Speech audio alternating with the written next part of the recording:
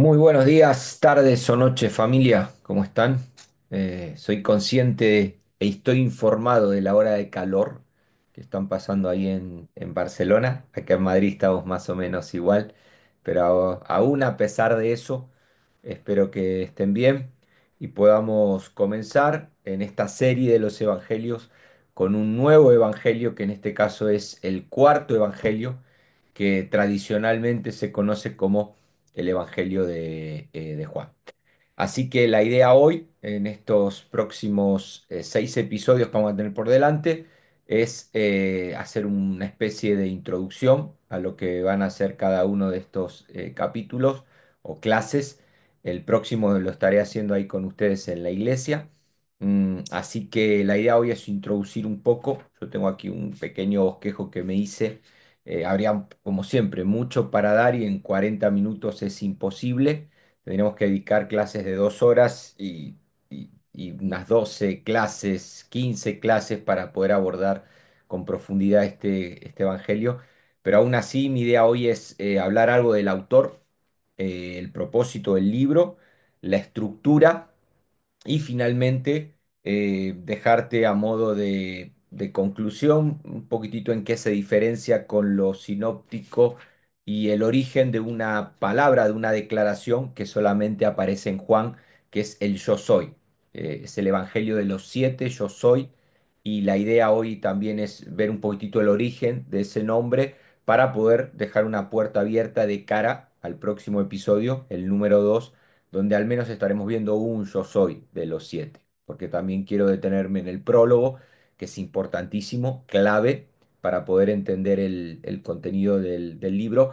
Y también me gustaría detenerme en conversaciones que Jesús tuvo con protagonistas que aparecen a lo largo del libro, que no están obviamente en los sinópticos. Juan rompe con la idea tradicional de Mateo, Marcos y Lucas, esa cristología vista desde diferentes ópticas y se detiene más en lo que es la vida de Jesús y no tanto en el ministerio de Jesús. Por eso todas las conversaciones que ustedes van a ver de Jesús con estos personajes y aún declaraciones que Jesús va a hacer: "Te es necesario nacer del agua y del espíritu, Dios busca adoradores que lo adoren en espíritu y en verdad", declaraciones que solamente ustedes van a ver en este cuarto evangelio. Así que habría, como digo, mucho para ver, pero mi idea hoy es ver eso, la autoría, el propósito del libro, importante también a dónde quiere llevarnos en esta cristología, que a diferencia de Mateo, donde veíamos a Jesús presentado como el Mesías, como el Rey, un evangelio dirigido a comunidades cristianas judías.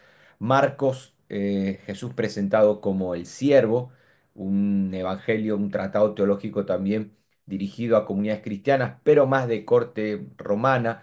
Lucas, que presenta a Jesús como el Hijo del Hombre, dirigido a comunidades cristianas de un corte más helénico, griego. Y Juan es el Evangelio universal, porque presenta a Jesús como el Hijo de Dios, y a pesar de que no tiene un destinatario concreto, como podemos ver en los sinópticos, es un evangelio que se amolda a cualquier comunidad. Entonces, vamos a hablar algo rápido acerca del autor, porque tampoco quiero meterme en problemas, porque hay, como veíamos en otros evangelios, bueno, ¿quién escribió Mateo, Marcos y Lucas? Con Juan no es muy diferente a que al final podemos presentar hipótesis, teorías sobre el discípulo amado. Eso sí sabemos que el evangelio lo escribe por el final que vamos a leer luego. En el final del libro dice: "Este es el discípulo que da testimonio de estas cosas". Y este es el discípulo amado que aparece en 5 ocasiones. Aparece como el discípulo al que Jesús amaba, o el discípulo a quien Jesús amaba. Aparece en el 13:23, sentado a la mesa en la última cena. En el 19:26, junto con esas mujeres en la cruz. En el 22 lo vemos corriendo hacia la tumba. En el 21:7, en aquella playa pescando con los discípulos y luego siendo el primero que reconoce a Jesús cuando estaba en la orilla. Y finalmente en el 21:20, siguiendo ya a Jesús y cerrando con el Evangelio. Ahora, lo más se llama Evangelio de Juan y repito, tradicionalmente se le ha dado la autoría a Juan el apóstol. El apóstol Juan, que fue llamado por Jesús y que terminó exiliado en Patmos, pero luego estuvo mucho tiempo también en Éfeso. Y parece ser que según esta idea, que repito, de esta manera se le dio un carácter sagrado al libro al atribuirle la obra a Juan. Ahí en Éfeso pudo escribir las tres cartas que nosotros tenemos y también finalmente cerrar con este evangelio. Porque Apocalipsis, si tomamos también que Juan el apóstol, o se toma que Juan el apóstol podría haber escrito en Patmos, pero bueno, muchos toman que en Éfeso, estas comunidades que Juan abrió, bueno, es él ahí que está escribiendo este evangelio ya tardío para la mayoría, año 90, 95. Otros dicen que no, que es Juan el anciano, el de las cartas. Vieron que las cartas, primera de Juan, o segunda, tercera también. Primera no da una autoría, pero segunda y tercera se presenta como Juan el anciano, que no sería el apóstol, sería un Juan el anciano. Juan era un nombre común en aquel tiempo y la autoría se le atribuye a él. Otros dicen que puede ser Lázaro de Betania, el hermano de Marta y María, a quien Jesús resucitó. Es el único al cual Jesús, en el Evangelio, dice el discípulo o mi amigo o a quien amaba. Entonces muchos consideran que Lázaro, y como había resucitado también, se corría el rumor de que no moriría, y de ahí que en el final del Evangelio habla de que este se va a quedar hasta que yo venga, cuando está Jesús hablando con Pedro. Y otros parten de que hay libros que se han escrito esto, que es una comunidad juanina, fundada en Éfeso, discipulada por Juan, y una vez que éste murió, bueno, dejaron su testimonio escrito en estos, para nosotros, 21 capítulos. Ahora, yo no me hago tanto lío siempre con los autores, a mí no me cambia en nada la interpretación, pero si voy al final, yo entiendo de que, a ver, abrimos aquí la Biblia. Entiendo que, como dice el capítulo 21, vamos un momento al versículo 24, dice, este es el discípulo que da testimonio de estas cosas y la escribió. Este es el discípulo amado que, repito, aparece en 5 ocasiones y sería interesante encontrar el origen. O sea, en qué momento aparece el discípulo amado antes de que Jesús declare que era el discípulo a quien amaba. Y ustedes lo pueden ver, y no quiero entrar aquí porque habría mucho, pero cuando Juan el Bautista le da a Jesús dos de sus mejores discípulos, uno es Andrés y el otro no tiene nombre. Y podría ir por ahí el tema de que ese que no quiere mencionar su nombre para no hacer sombra al verdadero nombre que es el nombre de Jesús. Entonces oculta su identidad y sabemos que su testimonio es verdadero. Una comunidad daría testimonio de que este escrito es verdadero. Y cuando hablo de comunidad, siempre que hablamos de comunidad hablamos de dos o tres, ahí donde hay dos o tres reunidos en su nombre, y no necesariamente es algo literal. El 2 en la Biblia tiene que ver con comunidad, y para que un testimonio sea verdadero según la ley, tenía que estar, tenían que estar presentes dos o tres testigos. Entonces el discípulo amado hace el escrito y estos testigos, esta comunidad, afirma que lo que se ha escrito es verdadero.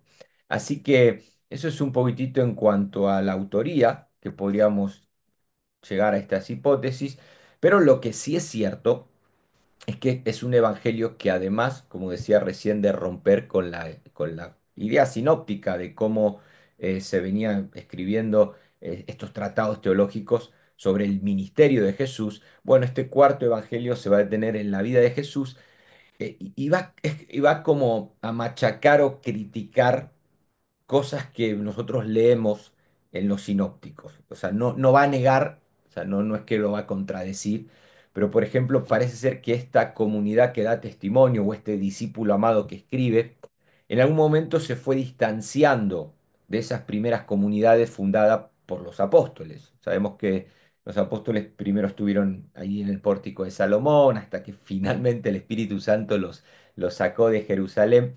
Y es como que critica un poco las jerarquías. Noten que en el Evangelio de Juan no van a leer la lista de los apóstoles, ni siquiera van a leer la palabra apóstol. Es un evangelio, este cuarto evangelio, que es el que más critica a Pedro. La roca o la piedra sobre la cual Jesús fundaría la iglesia según la interpretación de muchos. Entonces, como que es un evangelio que deja mal, siempre deja en mal lugar a Pedro. De hecho, el final del libro, capítulo 21, cuando es en esa famosa conversación, me amas, apacienta mis corderos, me amas, apacienta mis ovejas, me amas, bueno, acá te dejo un rebaño. Y en el final, cuando Pedro está ahí también, Señor, ¿y este qué? Y Jesús le dice, sígueme tú. Y no sabemos si Pedro siguió a Jesús o no, según el Evangelio de Juan. Gracias que tenemos el libro de los Hechos, parte de la teología lucana, sabemos que Pedro sí finalmente siguió a Jesús, que predicó en Pentecostés y fue uno de los pilares ahí en Jerusalén, y luego en el capítulo 12 salió eh, para otros lugares, pero según el Evangelio de Juan, uno termina de leerlo y no siguió Pedro a Jesús o no lo siguió. Bueno, es un Evangelio que no lo deja en buena posición, ¿no? Es un Evangelio que, repito, como decía antes, también presenta a Jesús como el Hijo de Dios, pero le da un nombre que no lo da otro Evangelio, el Logos. Y ya vamos a estar haciendo un capítulo o una clase, episodio sobre lo que es el Logos, el prólogo. Yo no he visto prólogos similares, una especie de quiasmo donde presenta a Jesús como el Logos, y para ser parte del proyecto de Dios hay que llegar a ser hijo de Dios. Y bueno, vamos a estar viendo ahí algunos detalles también en esos primeros 18 versículos de este libro.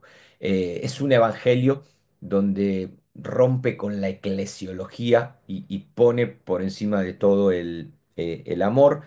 Y podríamos terminar diciendo que no repite lo mismo que los sinópticos, y parece ser que es el más, como decía recién, el más tardío en escribirse. Algunos dicen que no, que fue el primero incluso, y de ahí que luego los sinópticos ordenan más lo que fue el ministerio de Jesús. Pero acá tenemos algunos detalles acerca del autor, y todo esto se va a escribir, el discípulo amado lo va a escribir, para que el lector pueda creer, como va a decir en el capítulo 20, esto sí no tiene discusión, capítulo 20, versículo 30. Dice: Jesús hizo muchas otras señales. De hecho, este evangelio se conoce también como el evangelio de las señales, 7 milagros que voy a estar mencionando ahora. Hizo muchos otros en presencia de sus discípulos, las cuales no están escritas en este libro. Tenemos que ir a los sinópticos para ver otras señales, y bueno, ni aún los libros del mundo alcanzarían a modo de hipérbole, como voy a mencionar. Pero ¿para qué se ha escrito todo esto? Para que creáis que Jesús es el Cristo, el Hijo de Dios, acá está la cristología de él, y para que creyendo el lector pueda alcanzar esa vida eterna, esa vida plena. Entonces, este es el propósito, poder ir siguiendo a Jesús en esa vida, en esas relaciones personales, Jesús con Nicodemo, Jesús con la samaritana, Jesús con el paralítico, Jesús con las multitudes, Jesús con el centurión, Jesús con la mujer adúltera, todos esos capítulos en los cuales el Evangelio se va a detener, y nos va a dar la idea de que además de que este autor tuvo testimonio de alguna manera de lo que fue el ministerio de Jesús, también es un testimonio que nos podría dar a entender de que ha sido un testigo del Jesús resucitado. Y cuando hablo del Jesús resucitado, no necesariamente que le vio resucitado, como fue en el caso de los más íntimos de Jesús, sino también que una vez que Jesús ascendió y envió al Paracleto, como va a mencionar el capítulo 16, el Espíritu Santo, el Consolador, el abogado, ese Paracleto, Paráclito que los iba a guiar a la verdad, es un autor que tuvo una experiencia con ese espíritu y va siendo guiado a esa verdad. Y por eso vamos a encontrar declaraciones profundas. Te es necesario nacer del agua y del espíritu. Te es necesario adorar en espíritu y en verdad.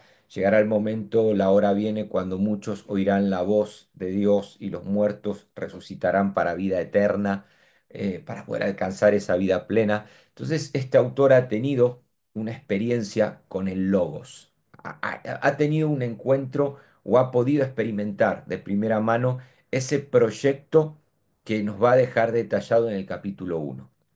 Y una vez que él se adhiere a ese proyecto, bueno, el Espíritu le va a guiar a poder escribir este tratado teológico que más que un evangelio es un tomo de teología en toda regla, donde va a ser el único también que va a nombrar los siete yo soy que nosotros tenemos registrados. Ustedes van a ver que Jesús se va a presentar como el pan de vida, como la luz del mundo, como la puerta, como el buen pastor, la resurrección y vida, camino, verdad y vida verdadera. Mi idea es al menos en esta serie tocar al menos dos de algunos yo soy y ver que al final es como una credencial de Jesús de acuerdo a la necesidad de la comunidad o de la persona presente. Es decir, Él se va a presentar como el pan de vida de acuerdo a la necesidad de ese momento, al menos en el Evangelio. Luego, cuando sucedió, no,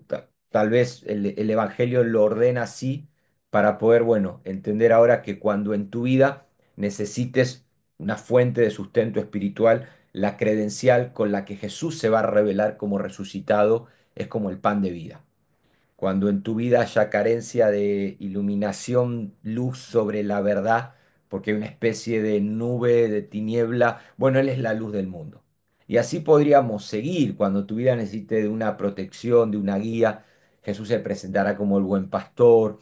Cuando em, veas que tu vida no es lo fructífero que te gustaría que sea. Bueno, Él es la vid verdadera. Entonces, cada uno de los yo soy es como una, Jesús tiene que ver con los siete, pero de acuerdo a la necesidad o a tu necesidad en este caso, Él se va a presentar de una manera. Por eso yo siempre hago en paréntesis la pregunta, bueno, a día de hoy, ¿con cuál de los siete yo soy crees que Jesús se presentaría a tu vida? ¿En qué área estás careciendo? ¿En qué área tenés déficit? Bueno, de acuerdo a esa carencia sería la credencial o el nombre que Jesús presenta. Y es interesante porque el evangelista también, o el discípulo amado, va a hablar de siete señales y a pesar de que no están ordenadas aquí en este cuadro sinóptico de manera simétrica, no es que el pan de vida tiene que ver con la transformación del agua en vino, sí es interesante ver que al lado de cada declaración Jesús establece el evangelista pone un milagro que nos ayuda a ampliar esa declaración. En Romanos 1:20 dice que las cosas invisibles de Dios, su eterno poder y deidad, se hace visible a través de lo invisible, a través de las cosas invisibles. Entonces, como que el evangelista te va a dejar un milagro, algo visible que podemos ver, para querer revelarte algo invisible que hay detrás de esa declaración. Por ejemplo, el 6:35 habla yo soy el pan de vida.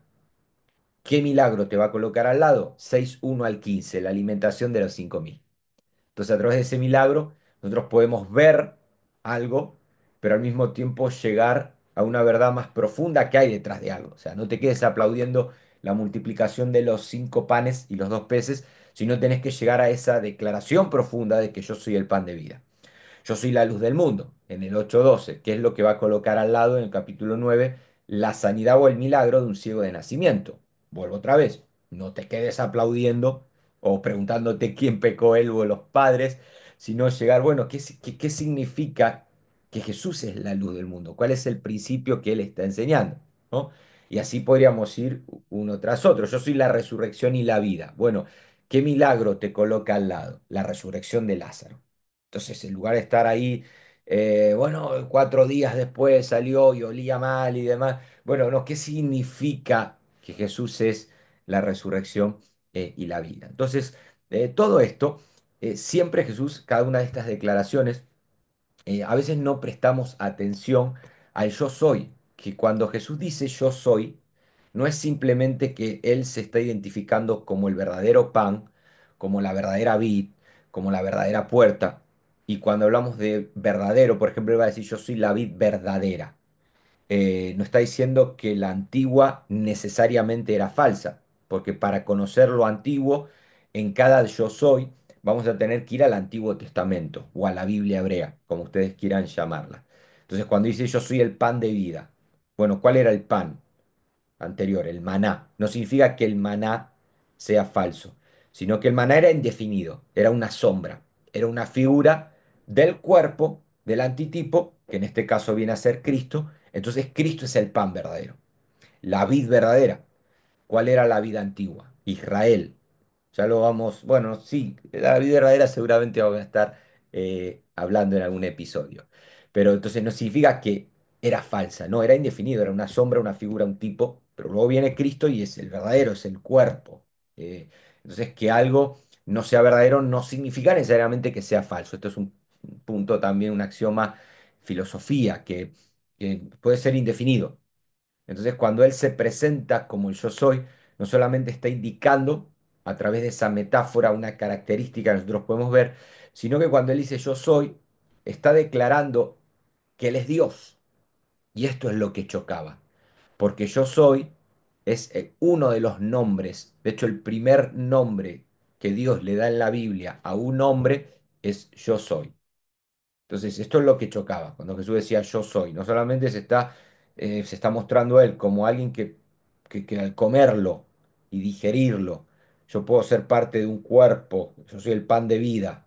Ahí está mi alimento espiritual. Cuando yo como la enseñanza de Jesús y la digiero y la hago parte de mi organismo, Él es el verdadero sustento espiritual. ¿Estamos de acuerdo en eso? Pero también yo soy, Él está indicando, bueno, ese alimento espiritual es Dios mismo. Y esto es lo que a veces no gustaba.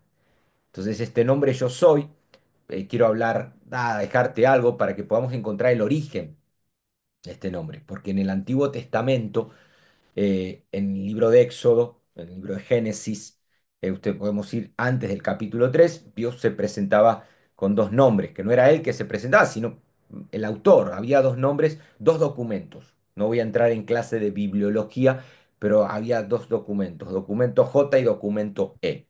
Documento J que presentaba a Dios como Jehová, documento E como Elohim. Es el mismo Dios, solamente que con diferentes nombres. Pero en el capítulo 3 a ver, les dejo algo para que puedan también tenerlo presente. En Éxodo capítulo 3 acá Dios va a dar su nombre.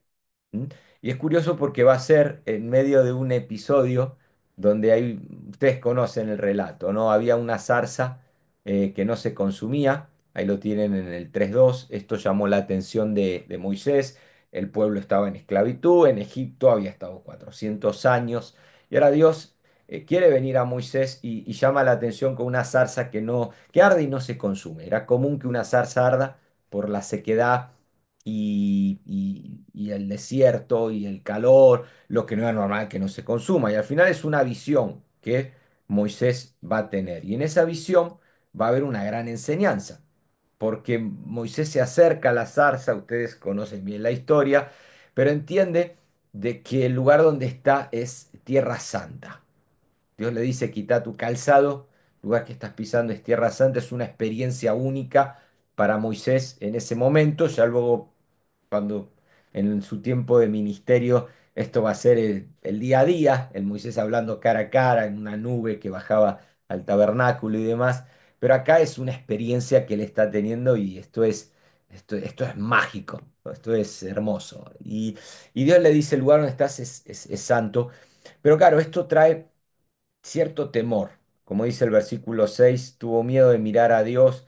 Es una experiencia que no es común y esto trae temor a Moisés. La idea que él tenía de Dios, pero a pesar de que Moisés tiene temor de Dios y quiere esconderse de Dios, Dios no se esconde de Moisés y Dios se acerca a Moisés y le va a dejar en medio de esa aflicción que el pueblo estaba viviendo, le va a dejar un mensaje de liberación y de sanidad para el pueblo.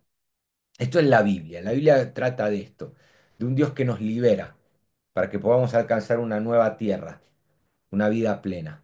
Toda la Biblia gira en este eje, opresión, liberación, opresión, liberación, opresión, liberación.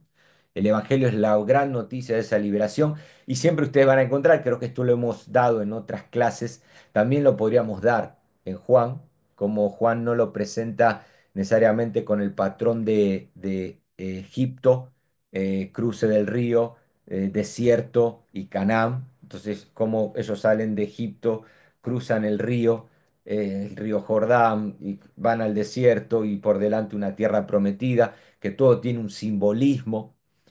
Si no, Juan lo va a presentar más con semanas. Él va a hablar de que la resurrección de Cristo inaugura un nuevo eón, una nueva etapa que Juan lo va a presentar al 21 como el primer día de la semana. O sea, se termina la primera semana con el Cristo crucificado, pero primer día de la semana comienza una nueva creación con el Cristo resucitado. Pero en este caso, el mensaje que Moisés recibe es esto, un mensaje de liberación para el pueblo en medio de esa experiencia que él está teniendo en esa tierra santa que está pisando. Ahora, interesante viene acá donde Dios le dice a Moisés, bueno, andá y comunicale esto al pueblo que está en aflicción. Comunicá que yo los voy a librar, mensaje de liberación de la mano de los egipcios, y los voy a sacar, éxodo, de aquella tierra, una tierra amplia, tierra que fluye leche y miel y demás. Pero a Moisés le pasa lo que nos pasa muchas veces a todos los estudiantes, que tenemos una experiencia y queremos hacer teología, queremos explicarla, conceptualizarla, tener todo al detalle para poder ver si esa experiencia también es válida para otros. Entonces Moisés quiere hacer de esa experiencia su teología. Y para ello le pregunta a Dios el nombre. Entonces lo vemos acá, ¿no? Dice, Dios le dice, yo estaré contigo, esto te servirá como señal cuando hayas sacado, ta, ta, ta. Y Moisés dijo a Dios, supongamos que yo voy a los hijos de Israel y digo, el Dios de vuestros padres, como era conocido hasta entonces Dios, el Dios de Abraham, Isaac y Jacob, me ha enviado. Ahora Moisés quiere más detalle, Moisés quiere saber el nombre de Dios, quiere hacer teología de ese nombre. Y Dios le da un nombre, yo soy el que soy. Ahora, como que se metió en más problemas, porque ahora encima le va a tener que explicar al pueblo qué significa yo soy el que soy. Era más fácil ir con el nombre de el Dios de Abraham, Isaac y Jacob, y que ellos lo puedan relacionar. Pero al decirle yo soy es la declaración más profunda y más misteriosa que nosotros encontramos en Dios. Al menos en sus nombres, ¿no? Ustedes pueden encontrar otro tipo de misterios. Pero cuando Pablo habla de que Dios es profundidad, yo esa profundidad no necesariamente lo llevo solamente a los atributos, a las propiedades de Dios, a esas cosas que no se han revelado, que vemos oscuramente. Al nombre, o sea, ¿qué significa el yo soy, el que soy? Ahora, la buena noticia es que ese yo soy, que, que Dios le revela a Moisés, pasaron generación tras generación y se seguía conociendo como yo soy. Muchos lo han explicado como la atemporalidad de Dios, que Dios es, que Dios no es pasado, que Dios no es futuro, que Dios no es presente, que Dios es eterno, que Él es atemporal.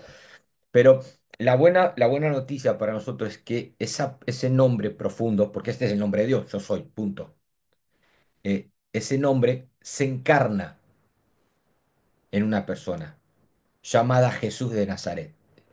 Y si nosotros queremos profundizar en ese yo soy, lo que tendremos que hacer es profundizar en la vida, en el ministerio de Jesús de Nazaret.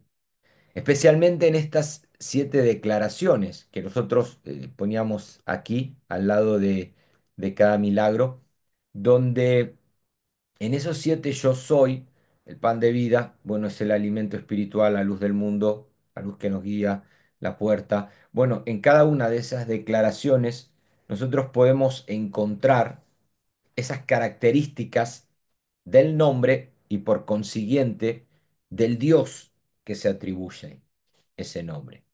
Y por supuesto que 7 va a ser acá a modo, el Evangelio de Juan va a ser mucho también de esto, de 7. El 7 también tiene un significado del que no vamos a entrar ahora, pero sí me gustaría a mí, a lo largo de esta serie, poder entrar al menos en algunas de estas declaraciones. Y en aquellas que no podamos profundizar del todo, porque aún en la de yo soy el pan de vida, cuando Jesús dice el que come mi carne y bebe mi sangre, para muchos judíos esto, pero dura es esta palabra, ¿quién la puede oír? No en el sentido de quién la pueda cumplir, sino que está diciendo es una locura, o sea, ¿de qué me estás hablando de comer sangre cuando para ellos era algo que estaba totalmente prohibido? Pero siempre había una verdad espiritual detrás del texto que Jesús pronunciaba y el que tenía oído para oír oía.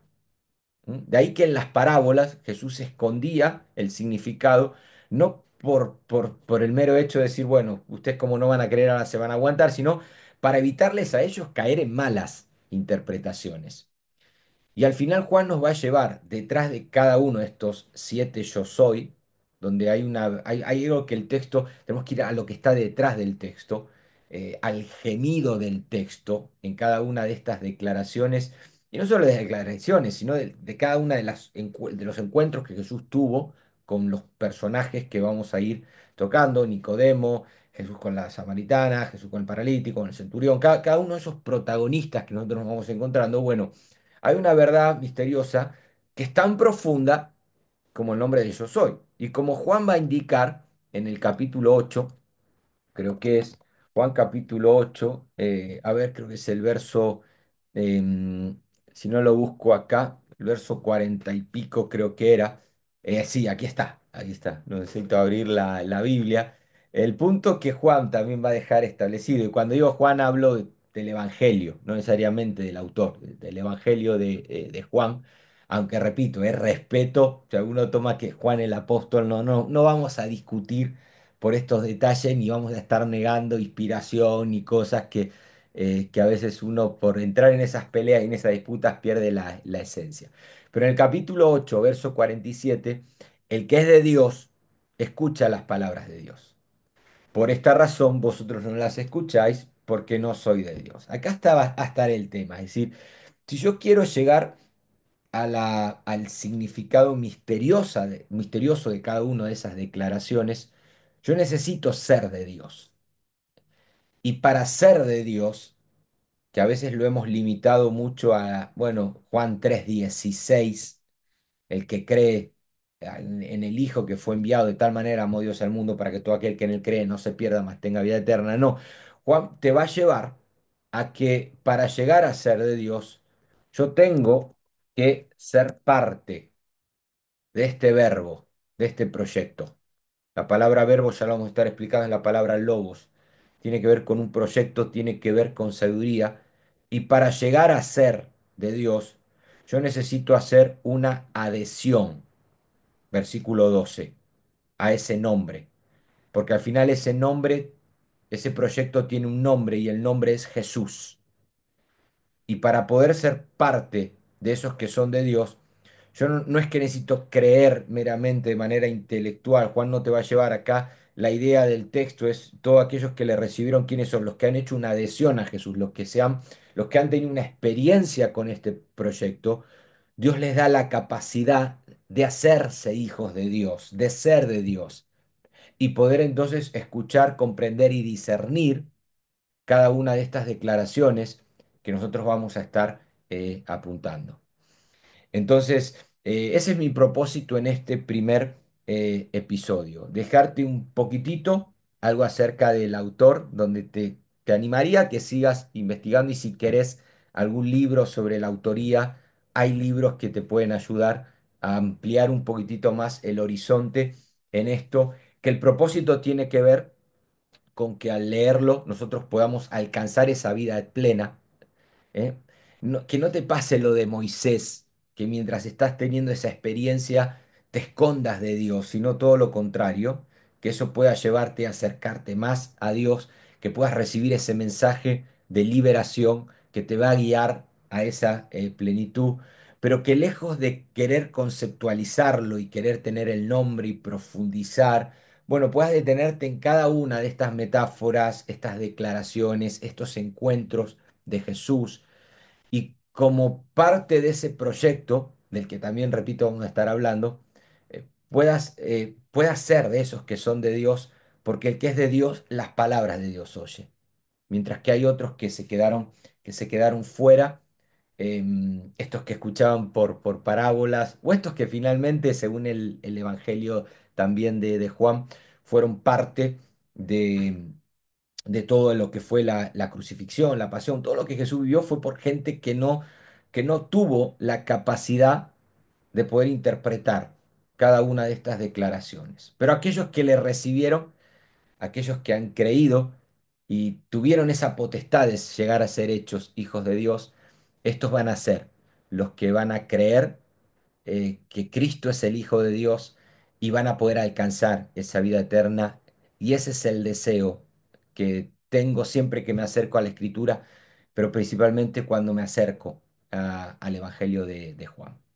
Entonces, los voy a dejar aquí porque el próximo día seguramente entremos en un Yo Soy. Mi idea es hacerlo de manera presencial, ya ahí con ustedes en la iglesia, poder entrar en algún Yo Soy. Posiblemente estemos viendo la vida verdadera, veamos de manera virtual algún Yo Soy más, entremos en ese proyecto del capítulo uno y poder dejarte al menos dos episodios de algunas de estas conversaciones curiosas, pero con una profundidad que al menos la de Nicodemo, la de la mujer samaritana, que te permitan también identificarte con cada uno de estos personajes con los que Jesús se encontró y que nos lleve a creer, a recibir ese mensaje de liberación que nos saca de nuestro presente estado y nos lleva a una tierra plena, a una nueva creación, donde la plenitud del Espíritu que nos va guiando a toda esa verdad nos permite llegar a ser